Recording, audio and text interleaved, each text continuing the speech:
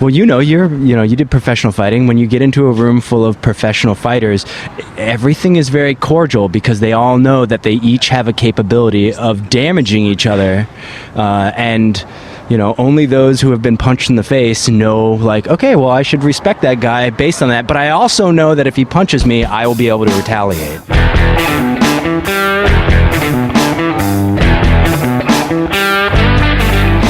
And thank you guys for listening. I want to thank Concrete Cowboy. You can find us all over Instagram. We got locations in Houston, Austin, Dallas, coming into Chicago. We'll be up in Frisco, I think, soon. My home will soon be in Dallas, I think. God damn, I love it over there. Concrete Cowboy. All your adult party needs, man.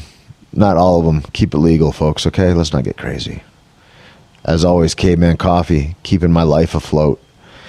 CavemanCoffee.com. If you're in Australia, cavemancoffeeco.com.au. Keep it savage over there, y'all. I've seen you punching some fucking wallabies or the monkeys with the purses. What do you call them? Kangaroos? Jesus Christ. I got to get to Australia. Looks phenomenal.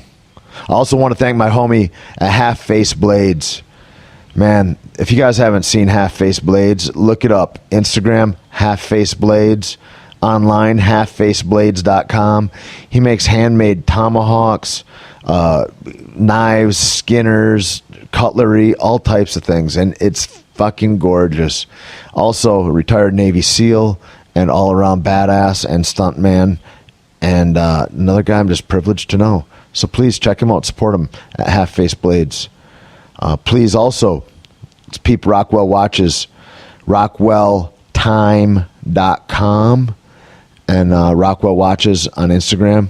They make some great glasses, watches, etc., etc. And I want to thank Epic Brand for the jerky and bone broth. Their bone broth, a lot of it is bland that you find. That not theirs. Theirs is seasoned awesome. Epic Bar. If you look at epicbar.com and you look at Epic Bar on Instagram, you'll find all their goodness. They got all types of great stuff. Jerky, like some kind of pressed meat type thing that's all natural, basically ketogenic stuff, a lot of it. Some of it with cranberries and stuff, I think the sugars are a little too high. But the cracklings are beyond just out of this world. They got pork skins and pork cracklings. The cracklings have a little bit of meat on them. They're even better. Tasty, tasty stuff. Anyway, Pete Wallack. He's my guest today. You can find him at Stuntman Pete. One of the most interesting guys that I've talked to in a long time. Super smart, educated, Force Recon Marine, and a stuntman. And he does guided expeditions into the goddamn Arctic. He heard about me because I was talking shit about wanting to get a polar bear coat. And then he hits me up and he's like, hey, bro, we got some friends in common, blah, blah, blah, blah. And also, by the way, I can get you a polar bear coat.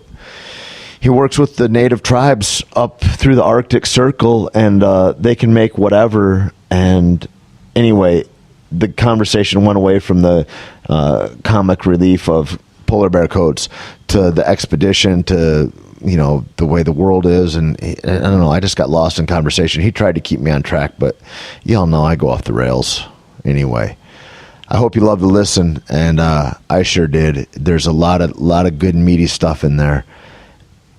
And it's a fascinating world I get to live in, man. And I thank you guys for listening to Pirate Life Radio. Follow me, your homie, taitimusmaximus, at Tait Fletcher. Find me on Instagram. You can find me on Facebook, taitimusmaximus on Snapchat. Find me in your neighborhood. You better watch your ass. All right, y'all. Be loved. Give some love. And please, one of the hardest things I find is receiving love. Why is that so hard? Way easier to be loving than it is to let people love you. Maybe let somebody love on you a little bit. Be well. Shine on, man. We need you. All right. Peace out, y'all. A big Tait Fletcher. Powerful Tait Fletcher. Is a real alpha male. Weightlifter. He's a stuntman. Movie star. Robust, enthusiastic individual. He's huge, by the way. He's like a monster person. One of the sweetest guys I know. He's bigger than life. Actor. Entrepreneur. Fighter. The jiu-jitsu technician. He's also bald and he has all these tattoos. He's just a big fucking man. A man, a myth, a legend. Tait Fletcher. Tait Fletcher. Tait Fletcher. What's up, Tait Fletcher, you bad motherfucker? Tait Fletcher. Tait Fletcher is Tait Fletcher. Teddy Bear motherfucking Fletcher, ladies and gentlemen. That's Tait Fletcher, everybody. The great Tait Fletcher. Tait the animal Fletcher. Tait the savage Fletcher. Always moving. There's no stillness with Tait Fletcher. You will find no dust. Tait Fletcher's in the house, ladies and gentlemen. He just said the word erection. Tait Fletcher. Tait Fletcher's in the fucking house. Tait Fletcher! Tait really blasts out some serious hardcore truth bombs, and I think you're really going to enjoy it. It's always weird when you start a podcast, when you start a conversation before you start recording, because then you're like, oh shit, I think we should have started recording. And then I'm like, let's start, and so anyways. Exactly. But that thing about it brings up all these questions. It's weird, this election. I just posted on a friend's page. Tim Kennedy is a Green Beret and a Ranger and a bad motherfucker all around, and just a good human. And he posts something about, if you're an actor or if you've been in politics for more than 8 years, just keep your opinion to yourself, and I bet you don't know what's good for me, kind of thing, or whatever. And I don't know what he's railing against. But then somebody posts underneath it, and they have 3 sentences. One about, because it centered on being a Nazi, and you can't just call everybody a Nazi unless you're there's real Nazis, and like the people that you're calling them aren't, and so at any rate, somebody posted underneath 3 unintelligible, I won't even call them sentences, just words jumbled together, and I was like, this is amazing. You've jumbled these, and then this is where I'm a twat. I should just not be on the internet, because I'm like, I'll never go back to the thread again. But I go, there's some, and so somebody posts on his, and I said, this is an amazing display, really, that you've jumbled all these words together with strong emotion, but very little meaning. I mean, you have an intention, but you're not able to really articulate that, which is pretty interesting. And especially in this day and age, when that's one of the main problems with the world, is that you're not able to separate your emotions, which I'm getting, you're very emotional about this topic, from your intellect, which would be the ability to problem solve and maybe to articulate it in a sentence. And you think that those two are maybe the same, and that's the fucking problem that we're all having right now, is that everybody's like, I'm emotional about this, but I don't, I can't really differentiate the emotion from the intellect, and therefore I'm conflated, because a lot of times I'll feel stuff that's not true at all. I'm just having a feeling with the way you've said it, or with whatever, 1,000 things, Yeah, but I think it's totally okay to feel that way. But if you're going to say something, I think you should be accurate to what you actually said, not to what you're feeling. And if you can't describe what you're feeling very well, it's okay just to be vague and then be quiet and let somebody who's better at articulating take over that. Or even that role. or ask for a moment until you, for sure, absolutely. Go take a walk. That's I don't know, because for me, like, I started thinking about the whole immigration acts and all that are going on, and I'm like, well, because I've been so, like I said earlier, I'm quick to say fuck any president, really, or like I'm like, I want to hold you under scrutiny all the time, and because there's a high consequence to you not being held under scrutiny, and I think it's the duty of the populace and the citizens to really scrutinize our leaders. Oh yeah, in high school when we talk about it's the duty of every citizen within a democracy to actively question the government. Yeah, and so because my side won or didn't win has no bearing on the conversation at hand. The things are what they are. Like, there is no, well, he's not my president. You're an idiot if you're screaming that, because that's actually, the fact is that we decided. Yeah, as a group, we decided this guy, whether I like it or not, yeah, he's our like guy. You can go, hey, Priuses don't suck, but you'd be wrong. That is the actual car from Toyota. It makes it. Anyway, yeah, that's what. And when I look at all that stuff, and I look at like what is true within that, and what is our duty then, and I look, and so I kind of almost embarrassingly knee-jerkingly went, fuck that immigration policy, because my reasons were that I didn't want anybody discriminated based upon their religion or their race or their sexual orientation. I didn't want anybody discriminated against it. And a lot of it, maybe it was like you'd say left news or whatever, but people were decrying it as a Muslim ban. And also Trump himself had said that he wants to find a way to make it a Muslim ban without saying that'll be more palatable for the masses. Yeah, when Giuliani said that. What was Giuliani's quote? Do you remember? Oh, he said... Because it was atrocious. Basically was running for legal cover to be able to have a Muslim ban without calling it a Muslim ban. He openly asked what would be the line of legality with where I can say I don't want Muslims in here. Yeah. So anyway, to rail against that, I think is a good goddamn thing. But it comes from like asking the right questions. Right. So whatever reason you had this ban being started, okay. So you're choosing these countries. Why are you choosing these countries? And then based on those criteria that he put forth, okay, great. Well, why aren't these other countries within there? Because they fit all the categories you're looking at. So is there something that is precluding them from putting them on there? You can't have your business, part of your money is coming from those countries as part of the exclusion or inclusion process. Well, that's what's happened. Well, that's the whole question. But this is so. I was talking about this with a friend of mine. Not that all other presidents don't do it, because that becomes the argument too. Maybe they do. A lot of my people, they go, "Hey, it's better than what Hillary would have done," or what. I'm like, that's not the question anymore. The question is what's on the table right now. It doesn't matter what status quo has been. That's like saying, oh, well, we've always stolen, so let's agree that it's always good to steal or something. Exactly. I mean, if it's, but he's our crook. And it's like, okay, well, but that doesn't excuse the behavior. Right. And if you're going to do that, then you don't get to call foul if your guy has done this in the past. Once power changes hands, which is our great thing about our democracy, is that it peacefully changes hands, then what do we do? If the other side does what we don't like with the power that we've given ourselves. I think, and I do think it's beautiful, like regardless of what's happened in the country, we had a peaceful passing of power from one group that was very passionate to another group that was very passionate, and we did it without violence. And that doesn't happen almost anywhere else in the world, and that's goddamn beautiful. It is. And I'll get behind that any day of the week. I hope that it stays. I hope that because what's going on with Dakota is there's with the pipeline. Oh yeah, but the pictures, veterans are being coming back out there. Oh, are they? Yeah, and veterans don't take kindly to being shot at by police. No. Well, the one thing I saw about the what was it, Wesley Clark's son, right? That had gone out.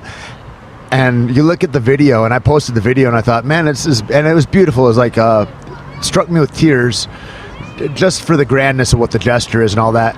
And then people like pick it all apart, and they go, yeah, so you're in a casino, and they're not outside. Nobody's suffering here, and it's this grand whitewashing of. And I'm like, whatever, man. People are out there trying, but you see the pictures of the guys that are out there that are being hit with water cannons and that are being hit with so-called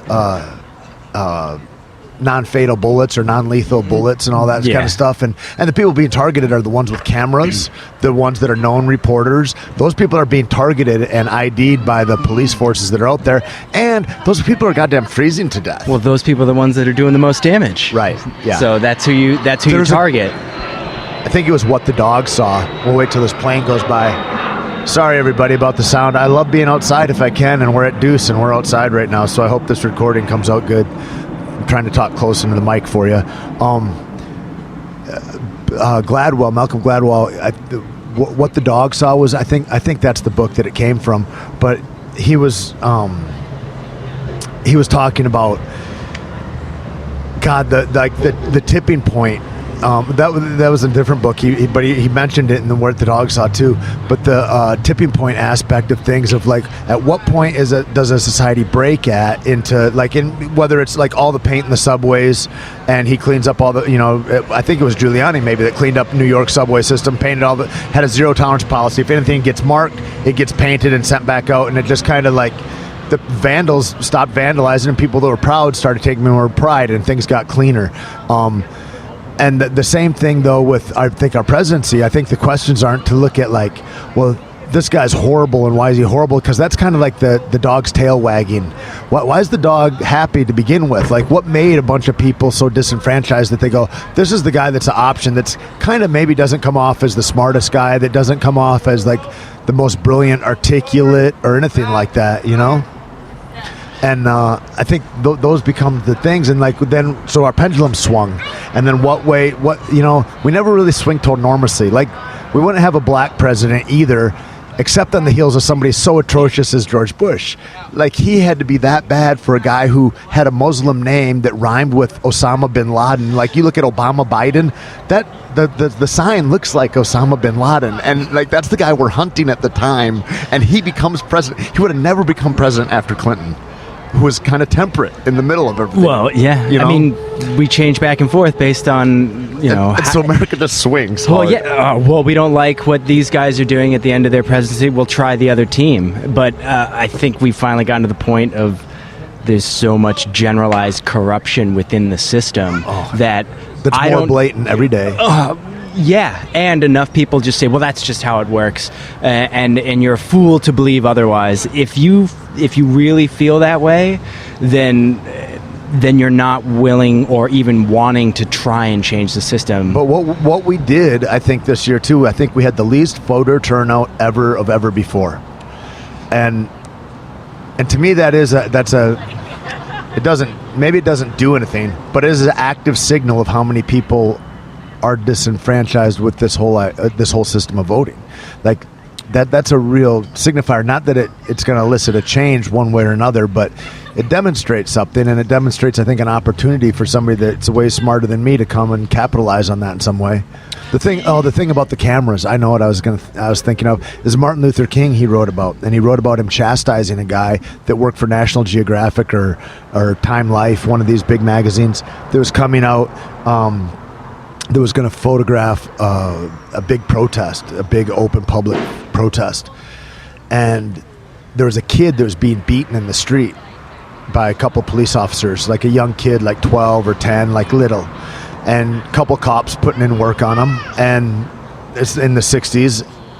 And the photographer is at that point, where you look at everybody and you're like, you asshole, you put that on YouTube, but you didn't go help the guy or whatever, right? This guy puts his camera down and he goes to help the kid. And as the story goes, Martin Luther digs into him after and says that picture would have been worth so much less suffering overall if you just let that kid take the beating and you got the right picture. Yeah, there's like all that stuff at Selma with the dogs attacking, all that stuff, that speaks, man. There is a really gray area within the philosophy that he followed. I went to kind of a crazy high school. Where was it? It's in Anchorage, Alaska. Oh, cool. Yeah, it's called Stellar, but it's a Socratic-based high school. It's 7th through 12. There are 300 kids. Dude. Yeah, so we had a non-violent class where we studied Gandhi and Satyagraha and Ahimsa and letters from Birmingham jail and how it's progressed through time. And Nelson Mandela? Yeah, of course. And we talked a lot about the strangeness of the gray area between whether or not you are obligated to end suffering if you can, if it causes more suffering, and and what is your obligation in degrees to stop suffering, right? Like, so the idea of, okay, well, Buddha walks around and he does everything that he can to help everybody around him because he's really helping himself, and we all gain from that. Right. But what is as a mere mortal, my moral obligation to end the suffering for somebody across the way where it might bring some suffering to me? Where it might bring some suffering to me or some suffering to somebody else, but bring more joy and happiness to a greater number of people. Did that class change what you thought of as you were a little boy? Like, because I remember as a little boy, I'd think, well, you'd go to bed and I grew up in an Episcopalian household, and they're like, say your prayers at night and this and that, and then I got I went to a Catholic school, unfortunately, for the 5th grade, and but this whole say your prayers at night and all that, and I'm like, I don't know, I'm trying to figure it out. Is Jesus real? What's going on? I need some help here, and so I'm saying prayers, and I'm going, if I could take away all the suffering, or if I could take away cancer, I would die right now. I'd give and I don't know why, but when I'm a little kid, these questions of what would you give your life for?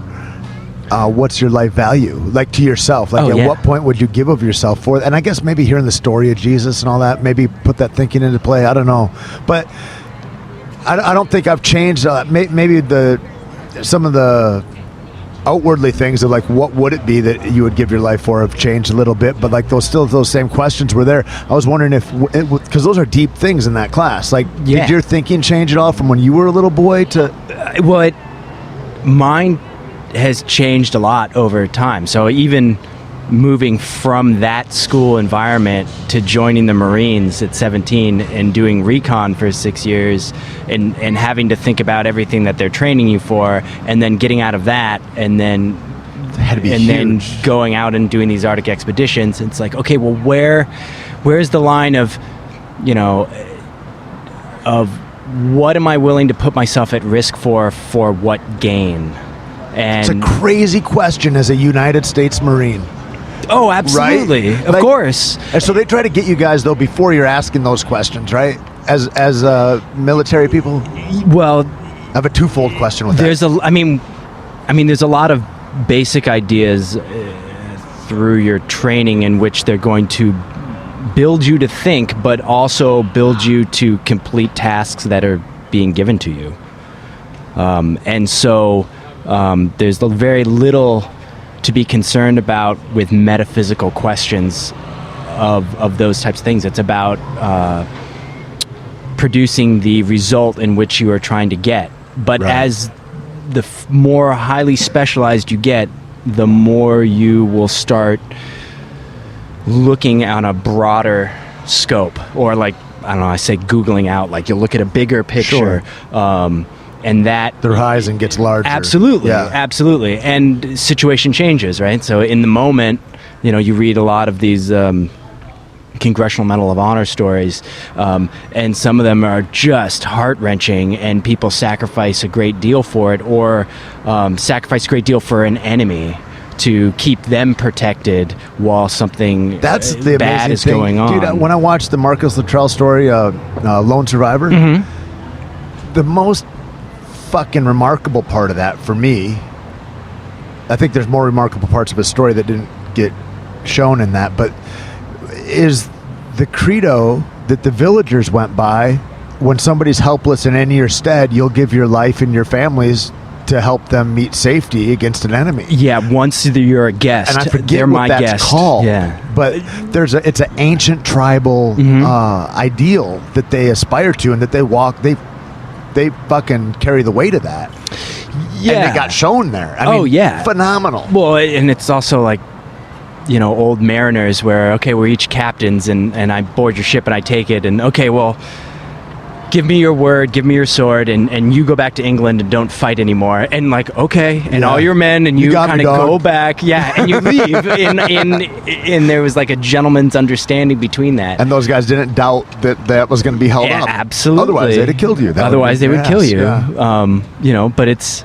That's you did professional fighting. When you get into a room full of professional fighters, everything is very cordial because they all know that they each have a capability of damaging each other.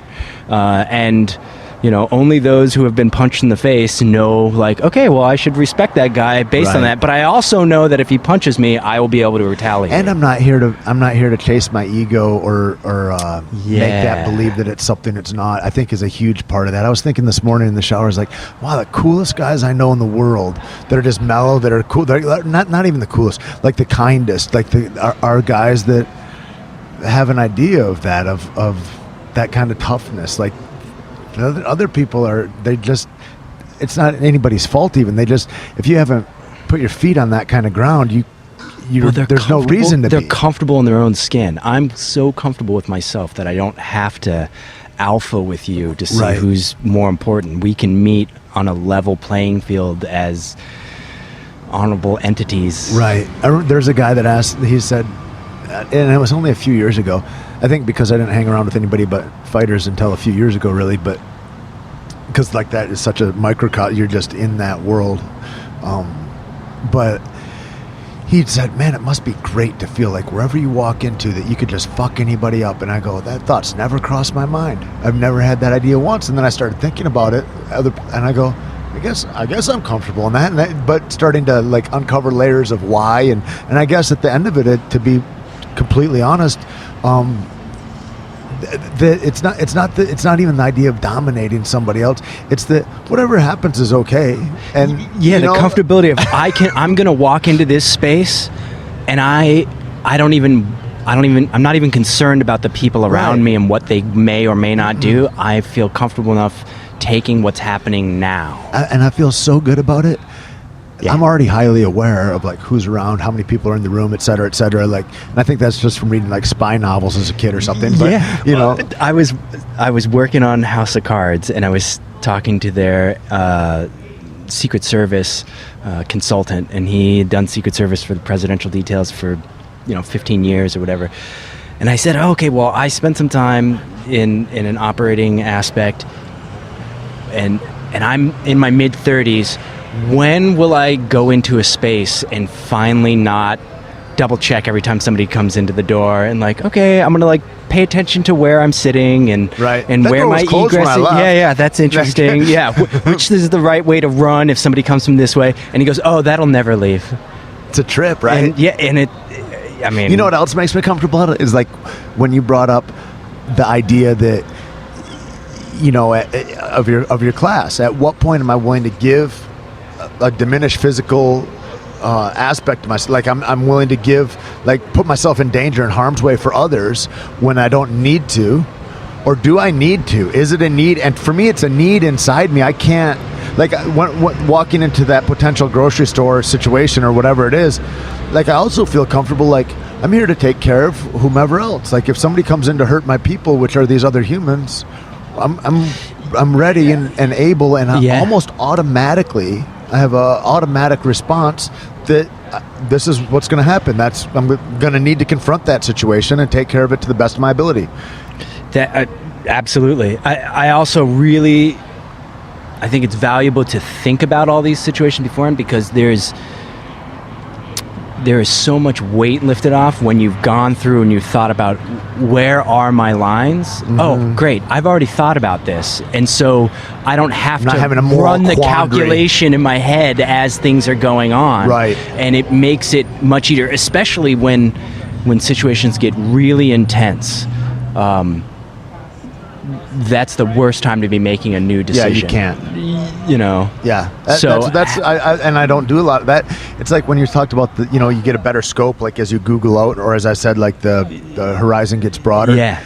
It's also like my options, what my willingness to do certain things gets narrower. And so I have to be more careful and conscious of the road that I walk on, because like if I were to go and go into selling drugs again in my life, or something, I'm not willing to do all the things necessary to make that a successful endeavor. Yeah. I'm not. And so then the answer is no, I'm not doing that. Like it's like once you know, like I think it's so important once you know the lines that you're willing to operate within.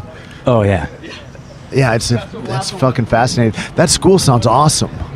It was fantastic. Is it a one-off, or are there others around the country? No, it's a public school. Really? It was a public school. That's a special-ass school board. Yeah, it was. Kudos, Anchorage. It was made in. We got Sarah Palin, but also an awesome school. And our old How the fuck Senator does Sarah Palin exist in a world where there's a school like that right down the road? Oh my God! So Sarah Palin that's so crazy. Such a. And did you bang her daughter? It seems like a lot of people did. Did you? Well, I was not one of them. Okay, she's much younger than me and out in the valley. But Sarah Palin is such an interesting conundrum. I did not vote for her. I did not like her. I was working for my family company when she was running for governor. I saw her speak a great deal. I did not like her. And then when she was governor, she converted me, and I was like, oh, you're actually doing a really good job. Yeah. So she's not as dumb as she seems. Now she comes off as, I know she got bad press too. She went off the deep end, but I think there's some good reason for it. Fame? No. Okay, so let me tell you a little bit about what she did that was good. Okay. So she had a very prestigious position within the oil companies, and she found that what they were doing was not ethical, and so she resigned a six-figure job. Generalized corruption with government, Right. and how the oil and gas company interacts with government policies, Payoffs, ruin the environment, status legislation, giving people jobs, taking money. Can you imagine that? I bet they have fucking buildings dedicated to like, okay, here we're gonna fuck the environment up. You guys are here to try to spin it in a nice way. There's buildings full of guys. I paid have for that. so many books to give you, and friends from Exxon Valdez oil spill I could hook you up with to talk to them. I mean, it's absolutely crazy. But that being said, anyway, yeah, we are still pro-development. There is a good way in which to develop these things, so they're not all evil, even if they've done bad things in the past. That's what I was trying to say about DAPL. People would come at me about that because I was against the pipeline going, and they're like, hey, dude, it's the fucking Indians anyway. We already own that land or what. I'm like, how do you think this is an Indian thing, A, and B, how crude of you to say. But the other thing is it's and they're like, and then another guy, hey, why are you against progress, bro? I'm like, how is destroying water and the environment progress? I mean, there's better ways for extraction. There's safe ways, I think, to do this. I'm not against progress. I'm against negative changes. So, or put another way, when I was thinking, really, I was a little kid, the one really great thing my dad said to me, he says, don't make a permanent solution out of a temporary problem. Yeah. And like about killing myself, that was in regard to, but we kill ourselves in all kinds of ways, but like pipeline, so Anwar, right where those polar bears that I showed you were, so Anwar is the Arctic National Wildlife Refuge, but it was also a strategic oil preserve. In fact, it was a strategic oil preserve before they turned it into a wildlife refuge. So it kind of is pulling double duties, being two things within the same notes, like, oh, this land is an oil preserve, but this land is also a wildlife refuge. I am very much in favor of drilling in Anwar on land because it means that, one, it's less impactful on the environment than drilling offshore. And if we're going to be drilling, let's do it in a place where if or when there's a spill, we actually can clean it up. Isn't it a when? I mean, because there's always a spill. Oh, well, absolutely. And so in that case, but it's like, kids are going to spill their food too, but we don't say, well, we shouldn't have kids because, gosh, they'll spill the milk. We just make sure put a bib on them. I've got a T-shirt. Anyway, I'm into abortion big time. I feel like until you're 22 or something, we should be able to abort you. Like real late term, super late term. Anyway, so but we can't clean up some spills. Well, we are terrible at cleaning them up in the water. Japanese problem that we have, and they go, Fukushima's we'll just go ahead and we'll throw some salt water on it. Like, that's a team of brilliant physicists that are looking at that going, sounds plausible to me. I would have known that's a bad idea. Yeah, right. And I'm nearly retarded. So back to what oh my God, they're going to have such a hard time following this. So good. Back to Sarah Palin. Yeah. She resigned from this six-figure job in protest and then decided to get into public office. When she got into public office, she slowly climbed the ranks. All I think of when you say that is how much money is in public office. Well, in and of itself, not necessarily very much, but it doesn't require many hours. But the influence you have gains you a great deal. I bet there was a double deal. I bet the oil company goes, Sarah, go ahead. We're going to bonus you out. You'll be our girl. And you can be the governor. Well, but that's the thing. So I wonder if it's her ethics or if it's a money play. Well, she quit. Then she went into office. She got the head of the Republican Party, her own party, to step down and resign. She got 6 members, I believe it was 6 members of the state legislators sent to federal prison on corruption charges. Crazy. She shut down a company that was called Vico, and they helped defend Exxon during the Valdez oil spill. They're still up there. They've changed their name. Yeah, none of them go away, of course. right? But she did a big thing like that. She did a restructuring of the taxes for the oil companies, and it got some money for the Alaska citizenry for the taking of natural resources out of Alaska. And then one of the other things that was really crazy is Alaska's voted to change its capital from Juneau, where it is, to somewhere else on the road system. The last time was to Willow 3 times, and every time the legislators say, oh, okay, great, well, just approve this budget, and they just make a huge inflated budget. It was in the billions of dollars, and we're like, no. Well, she, instead of going to the governor's mansion in Juneau, just was like, well, I'll just stay in Wasilla, and had all her meetings there. So she effectively moved the capital onto the road system, which is what the citizenry wanted. And to explain to people the geography of Alaska, oh my gosh, Juneau is like a separate world. It's to get to Juneau is either a flight, or you have to take a ferry system to get there, which takes a couple of days. You could go to the moon, maybe easier. Like, and is it the least hospitable place as far as the weather goes, the climate? I believe it's actually a tropical rainforest. It's just windy and rainy and wet, but beautiful, Lord of the Rings mountains that go straight into the ocean. God damn, it is a gorgeous and really area. good fish. When my sister moved up there, I was like, she's like, come visit. I'm like, it takes 2 days to get. I'm never going to go to goddamn Alaska. How good is that? Oh man, first time having Caveman Coffee. Okay, it's so fantastic. The first one that you had was a cold brew. From the keg with just the new emulsified MCT, which isn't. I think we have it out for pre-sale on the site right now. But the MCT, the emulsified, is sweetened a little bit, and it has vanilla in it, and it's goddamn delicious. And the vanilla really makes it. Oh, and so that was the cold brew. So this, what you're having, is a regular MCT, just the oil that's blended with a little bit of goat butter and a little bit of monk fruit. Oh, I like it, and it's hot. It's hot because it's been in your thermos. Yeah, heated. And it it's fantastic, nice, right? Oh yeah. Anyway, and that butter has that little bit of salt, so it has that sweet salt. I put a little bit of bit of salt in there. I like the salt because I don't use real sugars. I use like stevia. I use like root-based sugars or that don't have any glycemic index kind of value, and in that it makes it a little caramely almost. It adds when you put salt with them for some reason. Yeah, and it takes away that any aftertaste or anything. It's really fucking awesome. Yeah, it's very good. Now something that you gotta like salt though. A lot of people don't. So then Sarah Palin, when she got picked to be the vice presidential running candidate, I think what happened. I mean, her real bomb was when they did the interview and they asked her what she reads, and she said everything. Right. I think she was embarrassed to say what she really does, which is she reads her local newspaper. Right. So I'm now on a national stage and expecting to talk about national issues, but instead what do I read? Well, I read the Nome Nugget. They want to rip her apart. And the Fairbanks Daily News Miner. I mean, I'm a governor, so I have to read all the local papers of the state.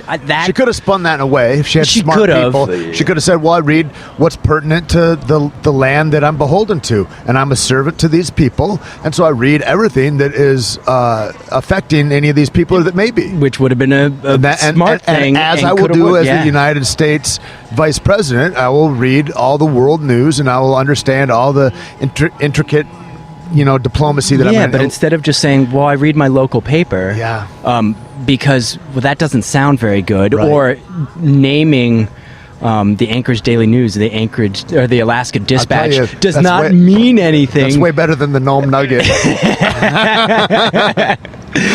And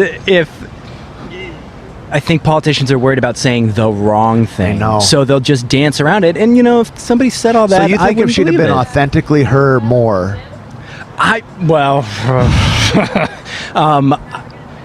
think if she... Because she made up a lot of things. I mean, she sounded hysterically crazy. She was saying that she hopes that the second coming of Christ is going to happen within her lifetime. Oh, I'm by no means going to defend everything that she does. But I mean, to me, that struck me as like, this is somebody that has a bearing on a nuclear war potential, and she's saying she would really dig it if that happened.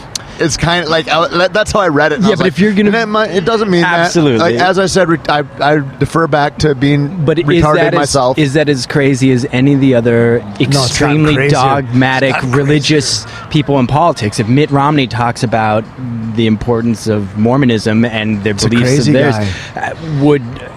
we wouldn't bat an eye about it. So, in fact, you might say, well, if she's not looking forward to the second coming, she's not being truly faithful to her religion. And and for me, I'm as, like I go, I don't want a Muslim ban. I don't want like what's happened in the last 10 years or whatever, where Muslim has become conflated with terrorism.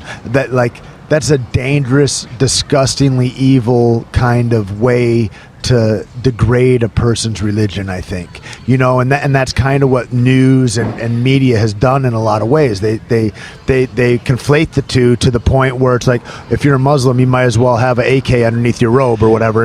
And I just want to go on the record and say, you're as equally psychotically fucking crazy and deranged if you're a Christian as if you're a Muslim. To me, it's all part of the same fantasy game of nutty socks. But I really defend your right to feel that way, do that thing, as long as it doesn't step on anybody else's toes. But the minute you're going to go and blow up an abortion center, or the minute you're going to get on an airliner and blow it up, man, I'll put bullets right through your face. Yeah, but it's not the idea of your metaphysical beliefs that's the problem, right? Right. I don't care what you believe. It's when your beliefs take action. It's sort of like it's like the drug war. It doesn't matter if you're doing drugs. We shouldn't be arresting you for that. But if you grab my grandma, but if you're high on cocaine and you beat somebody, well, it's not the high on cocaine that's even important in this. It's the fact that you beat somebody that we should be arresting you for. So if you are, fanatically religious, that's not a big deal. There's guys on the street all the time yelling out, "Praise there's Jesus!" a guy just outside Deuce here exactly. earlier. So if they're doing that, that's not a problem. It's when they do something that we in society believes is so far outside of the norms that we're supposed to be living in, and when it's damaging, we should do something about it, ourselves or to others. I mean, basically, is the grosser measuring. Of course. Well, and then the idea with the ban is also we want to let as many people in as possible, but if you and your friends are throwing a party at your house, you want as many people in there as possible. But you might not want the Hells Angels there. You might not want... Well, maybe 2 Hells Angels is fine because it's a party of 50 of your friends. But do you want 75 Hells Angels when you have 50 friends? Well, it changes the dynamic based on the percentage of incoming people with different beliefs. Even if they're not. If you have 75 chess players come into your raging kegger, it may not be the kegger you want anymore. Yeah. That's interesting, man. I love that you're like, yeah, maybe 2 Hells Angels is good. Yeah, truly. Because the vibration of whatever the fishbowl is does affect all the fish. Well, we're supposed to be a melting pot, so we're supposed to mix. But with any dish that you're making, if you put too much garlic, you don't want. I feel like I was just down for that Fear of the Walking Dead down in Mexico, and one of the guys there was talking about it, and he goes, it's so weird. He says, it's one of my friends at the hospital, old fighter dude he owns on the mat, this guy Scotty Nelson. He goes, do people that are really like for an open border, like people are really saying open border? I said, that's where it's tipped to. The conversation started at, we don't want any Muslims to be discriminated against. And now it's tipped to, and I think it's the other side of that conversation starts pushing, go, you want an open border? And then they get them to say yes. It's like people goad them into a more extreme position, and then it polarizes people. Well, nobody wants an open border if you talk to them, because Scotty's like, if you're in Brazil for more than 2 days after your visa, you go to jail. If you go to England and you overstay your visa, you're not coming back to fucking England. Well, most people's never left the United States. They don't know how the rest of the world travel. Oh yeah, they haven't super seen. Stringent other places. God. You go places. Through an Israeli airport. Ooh, God, any place in Southeast Asia, anywhere that is not, NATO country is a different environment in which you are being looked over and controlled. And they want to know who you are, why you're here, what's going on, because basically the bottom line is they will go, are you going to be cool? We want to know you're going to be cool. You got paperwork to show you've been cool in the past? Okay, cool. Be cool, man. Yeah. Be like Fonzie. Just be cool. Yeah. And that's kind of the whole thing. But, however, it's the way that it gets said, right? And so he says the exact same word with almost the same verbiage as Clinton, Bush, and Obama. But he says it in such a way that you're like, this is a cunt of a human with a red face. I can't listen to him. And so people get antagonistic to that, when really it's like, yeah, we need to take care of who we let in the door of the nightclub, or else the nightclub's going to get shot up. Well, for sure. He's a politician where he doesn't mind letting you know, hey, there's a loophole, and I'm not like, hey, he's right. There is no conflict of interest that he can have. Now, all the other presidents and all the other politicians have been kind of like stepping away from it or hiding whatever they have. Right. A lot of subterfuge to make sure that their money on gets the right side their or money whatever. Gets funneled right. And he's just saying, you know what? Like, I don't have a conflict because it's written in, and this is the way it is, and I'm going to use that loophole. Right. You know? Now, that's as a public citizen. I would say okay, but as a public servant, you don't get to accept 19% of a Russian oil company and then make diplomatic sanctions get disappeared because you're the fucking president of the United States. You don't get to push through the goddamn pipeline in America because you are at a position where you can go ahead and gain $5 billion. Well, maybe he shouldn't. Right. He shouldn't be able to. But the fact is the branches of government overreach or complacency. Thank you. The branches of government overreach and complacency of exerting their own authority or wanting to take charge of that prevents now.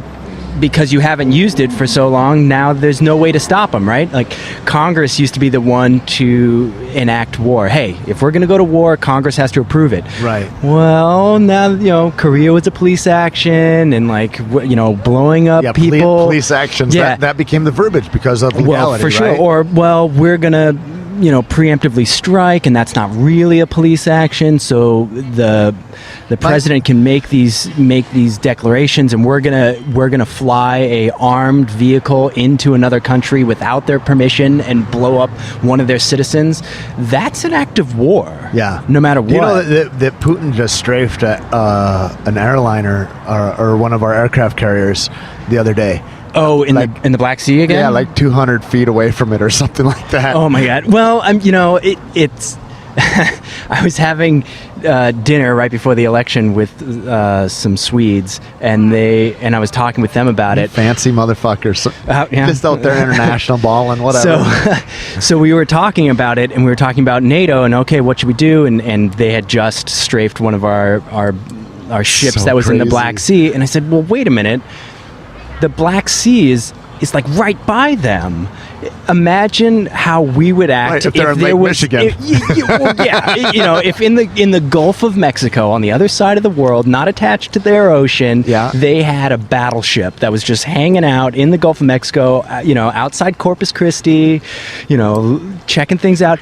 We would be scrambling jets. We would be sending boats out there. That's the what Cuba whole MEU was all would about, be right there. That's the whole reason why Cuba was pushed out of the party for all these years. Was because they were the hinge for Russia. Well, yeah, the whole Cuban Missile Crisis. Yeah. But so we freak out if anything gets close to us, but it's not unreasonable we're over for here them. Canton, we're the best, bro. America, what the fuck, dog? The audacity you got to put your planes near our shit. Look, put my head in the sand and we're the best. I don't see thing. Anybody here who's better than me. Really, if you ask the average American, would you find a problem if we put a platoon of Marines and just walk them through Baghdad, the Kremlin, Germany? Go ahead and walk through fucking Stuttgart or somewhere. Like, if we did that, all those countries would be like, what the actual fuck? And we would be like, yeah, dude, we're just checking it out. What? We're America.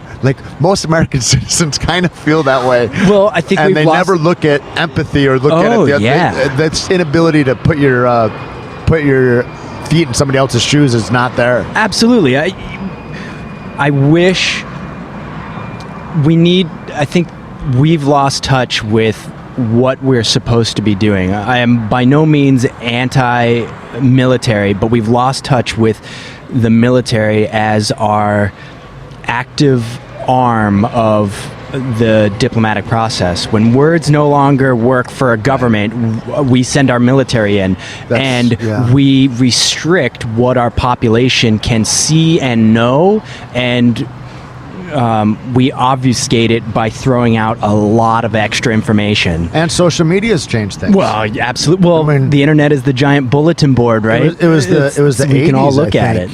My cousin was a Force Recon Marine, and I think that he was in many, many battles. And that was in the 80s, and nobody all through knows. the 80s and early 90s. And we weren't at war then. Well, we haven't been at war since World War II, right? Except for on drugs and terror. But there's a lot of soldiers are out there that are fighting. And that's my point, is there's all these private things that are happening, little, like, I know guys that are Rangers that just got back from Colombia recently. Like, there's all these little missions that never make the news. Of course. And they get put out in a DOD report that says, Operation, whatever, Sugarcane Pegasus or whatever name they come up with. And we did this in this area. Those are both really good names. If you guys are listening and you haven't used those names, Sugarcane and Pegasus are winners. They, they'll let you know kind of what's going on, but they're putting out hints to what's happening, and you have to collect all the pieces, and not all of them lead to a picture of the puzzle. Can we know? I mean, aren't there enough pieces that are out? Like, yeah, but who's going to listen to them? And there's nothing stopping them from putting out a misinformation puzzle piece, which is rightfully so too. I want my government to be able to lie to me in certain aspects. I don't want them to. Not everybody. My mom doesn't need to know all the shit that people do. Of course not. We didn't need to know about the Manhattan Project before it happened, and we don't. But there are reasons in which to do it, but the vast majority are for reasons that have nothing to do with national security. It has to do with covering somebody's ass and not embarrassing somebody. It's about saving face for themselves. It's also people can't handle what is actual. I think that it has to do with how we raise kids, and then a generation goes by. I mean, do you think that all kids should be in the military? I think everybody should do some sort of public service, but I don't know if everybody should be in the military, but maybe there should be some graduated system. So if you're going to be in the military, you have 2 years, and then if you're going to be a police officer, maybe it's 4 years, and if you're going to be a national park guide, maybe it's 15 years. So there can be a graduated level based on the needs of the country and the relative difficulty or danger within it. Right. But an understanding of hitching your wagon to our collective culture, I think, is important. Yeah. And that's one thing that corporations don't do. Yeah. If Ford Motor Company, before they were a multinational conglomerate, were an American company. It was American owned, it was American run, and so I don't mind them having some sort of say in what's going on, because they've hitched themselves to our destiny. But what is AT&T or ExxonMobil or British Petroleum? Why do they get to influence us so much? You're a multinational corporation. You can just hop from country to country. But now the spectrum is so globalized. I think that the only way that you can control that, if you will, is, it's like all these countries that go, okay, our headquarters is now in Ireland. We're not open. Great. So, but you can't lobby me. You can't spend money on our elections. But that is the one thing I really like Bernie Sanders for, is he wanted to change that People's United, that whole kind of idea. Yeah. He wanted to flip that and make that a different thing. And I think that and taxation, those are the only ways you can control people, are those ways. And so if Walmart wants to have their corporation head be in wherever, Scandinavian somewhere, that's cool. But you're at 35% of all profits, all goods that are sold in the United States, or something, right off. It's there's no reason the Bank of America shouldn't pay taxes here. Oh, for sure. Absolutely. And I think in that way you can cover that, and you can control what happens to some degree, and it's at your leisure. But you can't have the same guy that says, we're going to tax you in this way, unless you're a guy that's really adding to my campaign funds, and that, you know what I mean? It's and that's I think where the whole problem comes from. I also think the other problem is as we're voting for those people, we become so singular in our idea of who we are and our identity. That, you know, if you're not racist, you can't imagine that people are racist, like that they're really that way. And then if you are racist, you can't imagine that people don't really think disparagingly about other people. You know what I mean? It's like you can't. It's hard. That empathy piece is hard for people to really grasp because they're not very smart. Well, I mean, it's all your own perspective, and it's in our human nature to categorize and to stereotype. We do it constantly. The only thing that changes that, and then you go, maybe I was wrong, is if you get put in a position where you're scared and where you need other people. If you're in a country where you don't speak the fucking language, guess what? You're going to question a lot of your values if your values aren't about oneness and humanity and being in cooperation with each other. If you feel like it's competition, you read Darwin's book wrong. Like, it's about cooperation for the betterment of the species in that way. And the ones that die off, the competition piece of it, is those that are antagonistic to that are the ones that die off because you're not good for the whole.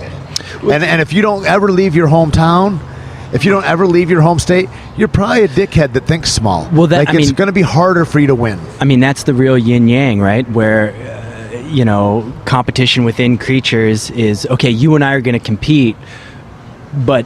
And Tait, you're a huge guy compared to me, so you're going to totally kick my ass. Right. But so you win, but the goal isn't for you to kill me. You're not hoping to end me from the gene pool. You just get to pass your genes on, and that's where we get to a point of, well, if you're for Trump, then I'm going to write you off. Right. And we can't write off 48% of the population. Right. No, that don't work. You need to find something. And maybe the silver lining is, I told my friends, it's like, hey, he got, almost 100 countries to agree and sign up for the Paris Accords.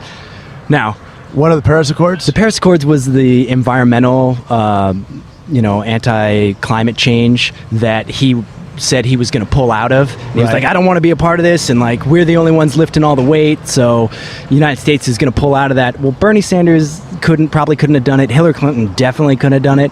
But Trump, in his adversarialness and complete rejection of that, compelled everybody else to action. Now, that may not be, it's sort of like we tell... It's a reaction to the pendulum swinging. And to the pendulum swinging in a way that involves everyone. And maybe he's a wicked genius. And he's like, you know what? Here's what'll mobilize him. I'll give him something to hate. Well, but, he doesn't... I don't think he's out to be like, we should get that done, and so I'm going to oppose it, and that's how it's going to get done. Right. But that's not his goal, but it is what happened. And, just like it involves everybody. Climate change is the number one problem facing the human species, more so than any what we ought disease. To do during that? Kill the EPA. You know what I mean? I feel we just get rid of those guys. They just they did. Yeah, some senator or congressman just put forth wants to end the EPA. Yeah, which is just ridiculous. That's the guy that got put in charge of the EPA. He's the guy. He definitely is talking about. It's yeah, like, it's crazy. Yeah, it's absolutely nuts. We're in a crazy. That's why I think it's a magic trick. I think there's some other consciousness somewhere else. This is not real. We're in the middle of some kind of magic illusion. I mean, and I think have fun. I think the big thing is, like, for me, the piece is go, you know what? You ought to smile a lot. Because people are better around you when you smile more. And so, like, just do that more. Because when I get too global in my thinking, man, I can't do shit. I go, I'm helpless here. And then when I go, oh, no, just hug your mom and fucking give money to the guy in the corner and fucking go and let somebody in driving space, that makes my whole world better. What helps me is I imagine each country as a little kid on a playground, and because that's how they all seem to behave. Yeah.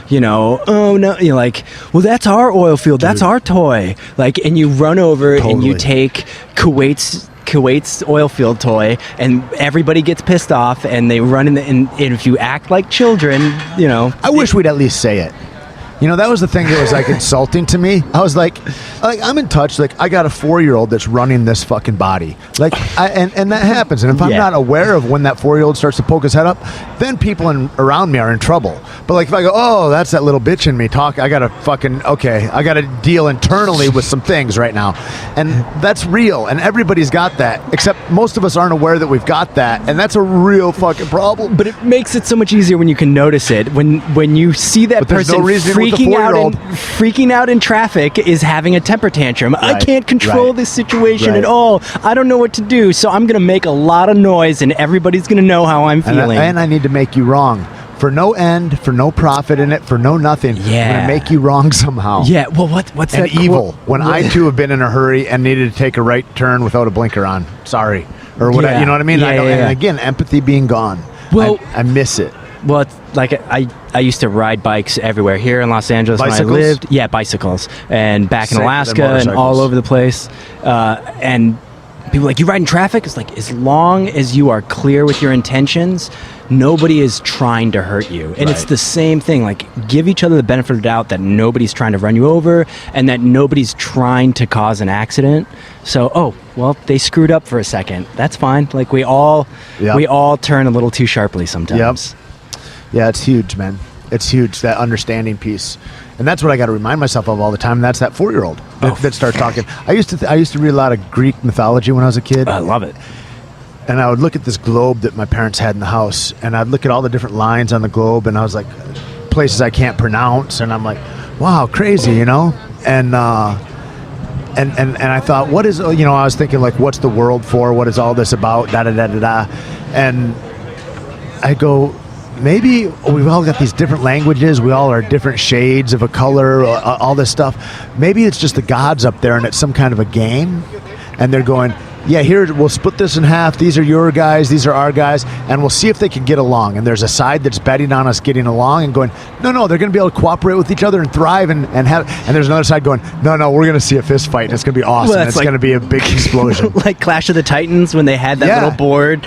I totally envisioned it that way. That brings so much. The idea of that brings so much more comfort to me. Is that in older mythologies, the idea that the gods are just more powerful beings, but they have flaws. They're not perfect or omnipotent or omnipresent. You can trick them. And they have egos still? Yeah, of course, because that's like us. We are made in God's image. Well, I don't know anybody who's perfect, so I don't know why we're following some Judeo-Christian God, because none of us are anywhere near perfect. I love the one, my favorite meme about that is like God made of us all perfect in his image and all that kind of jazz, until he got mad at us and drowned us all, like a little kid having a tantrum. Yeah. You know, right, exactly. It's hilarious, the stories when you look at them. And then when I see somebody in a suit and tie, college educated, and they're going, yeah, that's my shit. That's what I believe. I'm like, how in the fuck are you even like? It's crazy to see that was a suitable enough answer where you're like, you're a grown adult that problem solves everything else in really high fashion. The mental hoops that they jump through. In college, I remember there was somebody I knew who was they were a biology and natural resource management major, but they didn't believe in evolution. I was like, how are your studies are looking at ecosystems? They're looking at ecosystems, animal husbandry. How do we breed plants different? Like, you are changing genes. How do you not get genome evolution? Expression anyway? Yeah, that's fucking crazy. Yeah, what I like from the people who I really respect who are religious is they look at, they get rid of the idea of the stuff that, the talking snake, the idea of Lot's wife being turned into a pillar of salt, or, the idea of somebody saw a burning bush and they look at, render unto Caesar what is Caesar's. Hey, that's his deal, and we can choose not to take part in that, and we can be good to each other. Oh, okay. But if you follow everything, then you have to walk around with stones, to throw at women who kiss somebody who's not their husband. I know this dude, this guy Phil and his idiot son, and fucking they're insane. And they're super, and I say insane because they're super kind, nice, gracious, lovely people. that I think have a root of evilness in them or ignorance that it expresses as evil, in that they hate gay guys. They don't hate them, but they're just like, they're burning in hell. They're doing the wrong thing against God and all that kind of shit. Well, they're on Team Straight. Whilst at the same time having a tattoo of Jesus emblazoned on their shit. And I'm like, that is the same paragraph in Leviticus that denounces homosexuality and marking your skin in any fashion for adornment. Like, I think it's separated maybe by a comma. It's the same shit, but this one, like, it's like you can't have it all those ways, dum-dum. And then I go, hey, how about when the Pope comes and says, if it's all good, because he goes, well, that's from the Pope, and the Pope hears from God, and then he tells us. Yeah. And that's the deal. And I go, what if the Pope said differently? Then would your strong, traditions and values and, like, this is really what resonates with me is the truth, would all that change in a guy's word? And he goes, well, that's just silly, Tait. This is just how it is. Okay. And then fucking, it was awesome. It was like magic. Like 8 months later, the new Pope, he goes, yeah, no, being gay is cool now. And then I was like, how are we doing, Phil? Where's that at? He's like, yeah, it's okay. Like, apparently, I'm like, you're dumber than I ever thought. And it's so crazy. Well, we wouldn't accept like, what happened? Who wrote all this stuff on the wall, Michael? Right. Who did this? Right. Like, I don't know. Yeah. Like, that's just the way it was. We wouldn't accept that from a 4-year-old. Why would we accept that from an adult who's supposed to be giving you, the moral certainties from on high? Nobody would accept it from their wife if she came home and she'd never had sex before with you, and she was pregnant. Nobody would. People would maybe throw a scant eye at that and think maybe there was a little something that happened. You would never, ladies, just don't ever use the excuse, God did it. Like, no guy's going to believe that. He'd have to be, I mean, you just got to imagine the amount of gullibility for that to fly. Yeah. I mean, yeah, you just can't take the stories to be 100% real. The morals behind it, great. Or you can, but I'm going to make some jokes. Yeah, exactly. But I'm gonna make fun of your logic. What do you know? I want to talk about, I don't want to just burn up all our time on my wandering mind. I want to talk about your family and your history and hunting, God damn it. and really, I think what the end of all this is,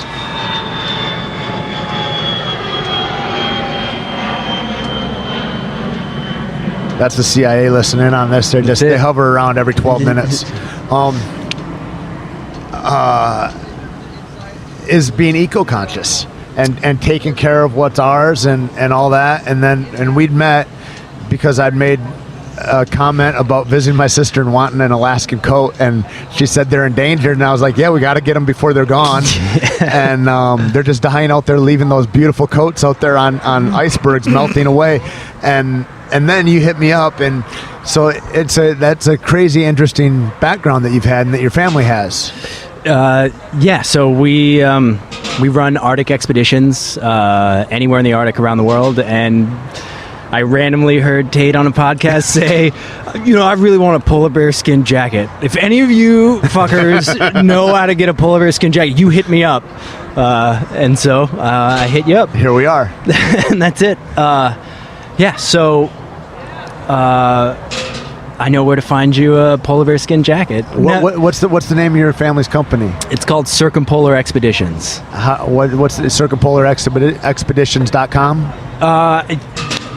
Well, you can just look it up on Google. I think it's Chukotka.net. Oh, cool. Because we specialize in the Russian Far East, but we also specialize in Alaska. It's cool. And what do you guys hunt? Well, I mean, my family does. I mean, we don't really hunt anything. We hunt kind of adventure. Right. But we take people, and we've sent people on hunting trips, and we partner with a lot of Native Alaskans to bring rural economic development. And one of the people that we particularly partner with, the one that I talked to you about, is he takes people out to go look at polar bears, and we coincide that with the Inupiaq whale hunting season. So now, is that like they go in the big, huge buses and they drive out through polar bear country? No. I've seen that kind of stuff. Yeah, they do that, and he does have a van, but he takes you out on a boat to go hunt for polar bears. And when the villages, they're allowed... Hunt for, you mean look for? To view. Yes, hunt for to view. Yeah. When the villages every year they get, depending on the village, they get a certain number, they call them strikes, to get whales. And if they catch a whale and they bring it in to harvest, all the bears follow them behind. And then all the leftover bones and the meat, they put on the bone pile, and there'll be...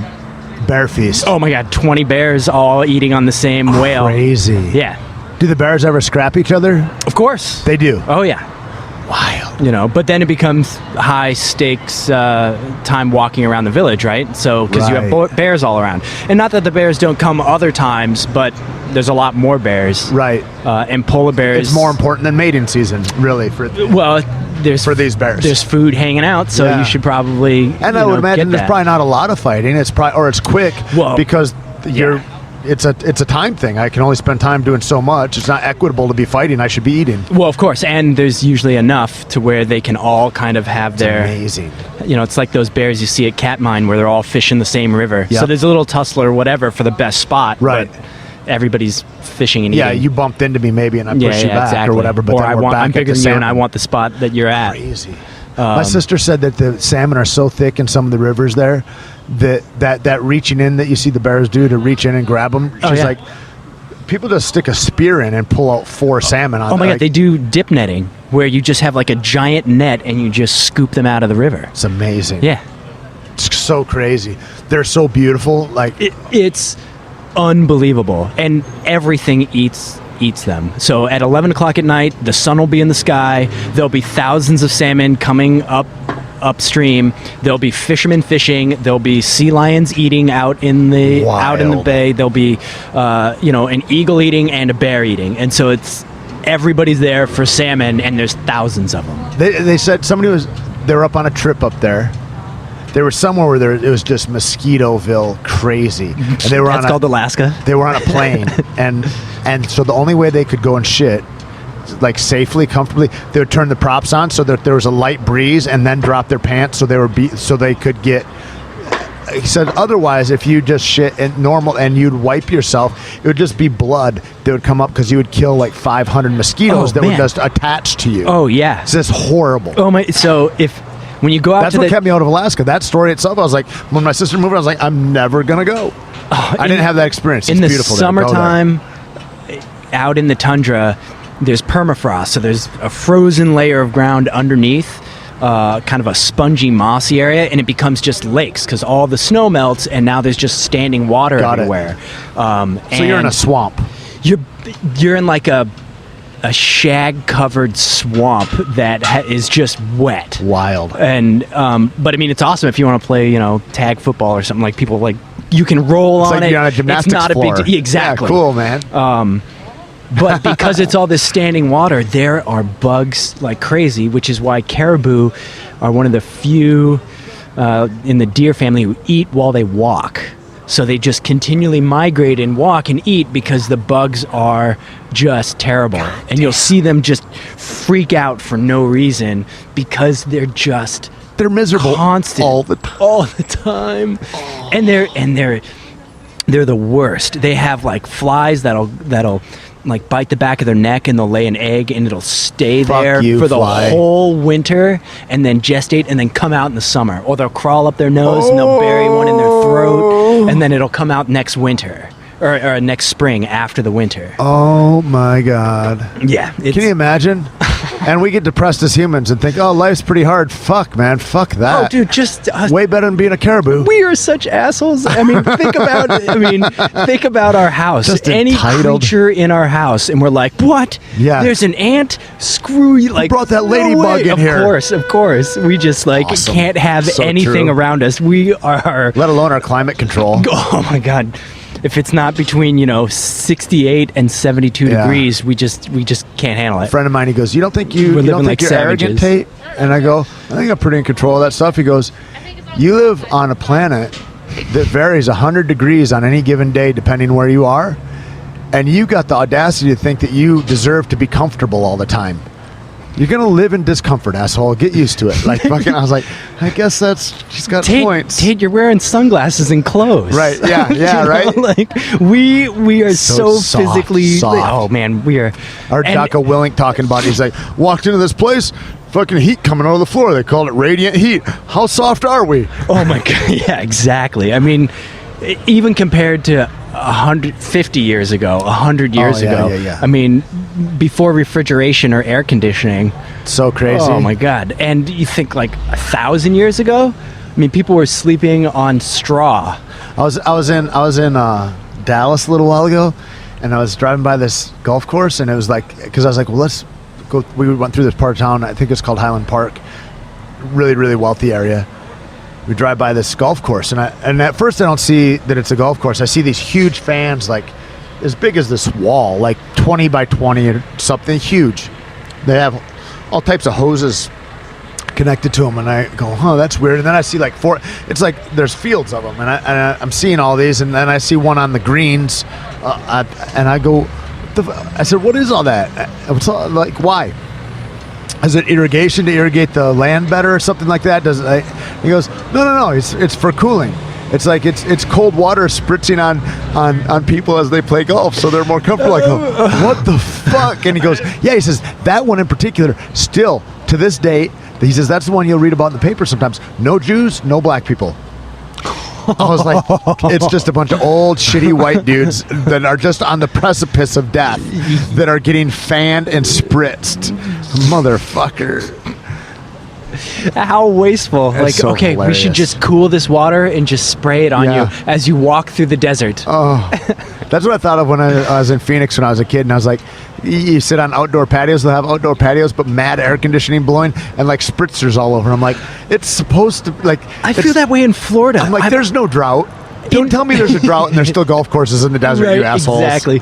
I feel like that in Florida. I walk around and I will be in shorts and a t-shirt, but I have to have a sweatshirt hoodie with me because if I go inside anywhere, it's so cold. It's freezing. Try a grocery store and freeze to death. Yeah, exactly. And it's just terrible. It's amazing. Oh man. So these trips, how many of them have you been on?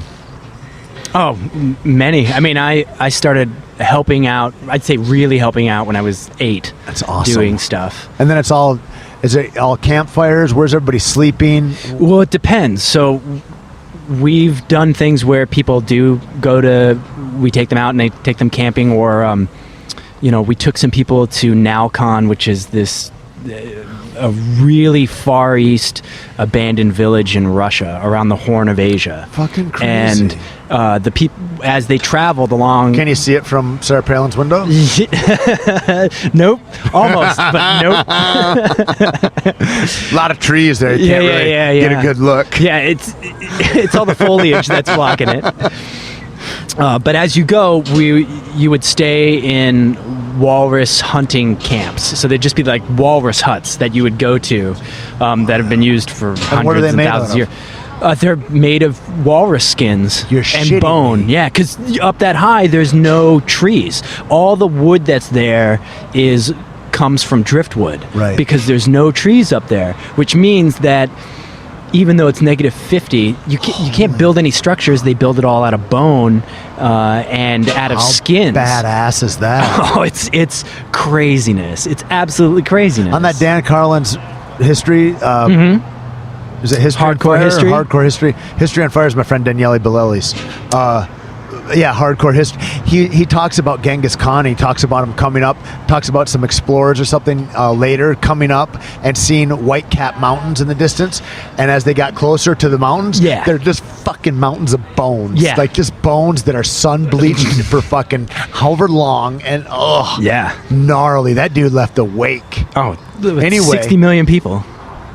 Yeah, nobody talks about him. Nobody gives him any credit for that. Except for Mongolia, put him on his money. I guess, yeah. Good for them. I need to get some of that money. Somebody sent me a bunch of pirate coins the other day, like doubloons. Really amazing, like beaten up, like awesome. Anyway, so there you are in walrus skins. Yeah, but then pretty warm, I would imagine, after you get a little fire going inside there. Well, yeah, not a permeable skin, is it? It's like, well, I mean, it's just really thick leather, thick right? leather, exactly. But how thick? An inch? Like, what's a walrus take to insulate itself?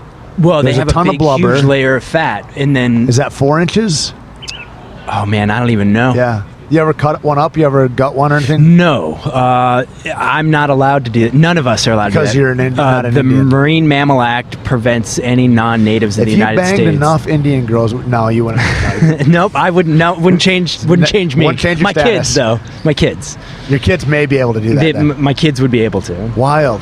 Yeah. So, but then there's other times where, as we travel around there, like in Kaktovik, you would stay at one of the bed and breakfasts that are up there, or at a hotel if we're in Barrow, which now has a new name, or in Nome, you would stay at we try and go to the best accommodations no matter what Right. that is, which could be a walrus hut, or it could be the local school, So wild. or it could be a homestay. I love that. Where's the nicest place you can stay here? This walrus hut over here? Yeah, but if you don't like it dingy and dark and a little bit warm, you can go sleep out in the there's in the other grass. places. There's You can just put a choices. bivy sack. It's crazy that it's just grass too. Yeah, it's just this mossy, like What a low. stark land. Oh, it's absolutely crazy. It's a surreal environment. And then when you fly out to some of these places, it will just be hours of just an ocean of rolling green. It's hard to really fathom, to get my head around how big the areas are that we live in. It's and until you're really in a plane and you're looking and you're going, it's hours and the view hasn't changed. Yeah. It's amazing. Oh. I mean, when we think about our country here, I was talking to, I don't know, it might have been a couple Mexicans that hadn't been to America, whoever it was I was speaking to, and they were talking about a desire to come, and I thought, where would they go?